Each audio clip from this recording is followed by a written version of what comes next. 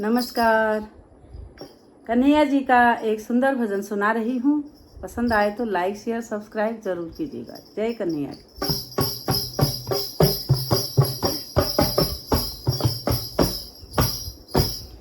कभी भूले से दर्शन आपका भगवान हो जाता। कभी भूले से दर्शन आपका भगवान हो जाता।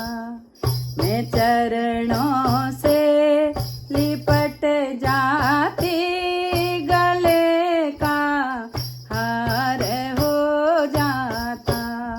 मैं चरणों से लिपट जाती, गले का हार हो जाता। कभी भूले से दर्शन आपका भगवान हो जाता। नसीबों से लिखा होता, मुकद्दर से बंधा होता। नसीबों से लिखा होता, मुकद्दर से बंधा होता। तो मुझको भी प्रभु जी आपका दीदार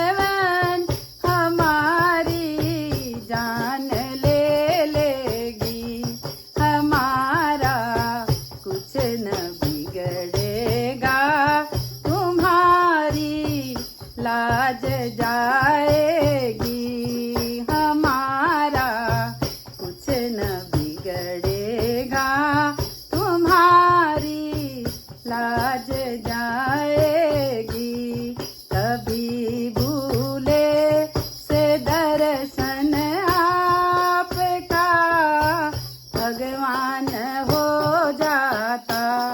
कभी भूले से भगवन आपका दीदार हो जाता। मैं चरणों से लिपट जाती, गले का हार हो जाता। मैं चरणों से लिपट जाती, गले का हार हो जाता। बोलिए कृष्ण कन्हैया लाल की जय।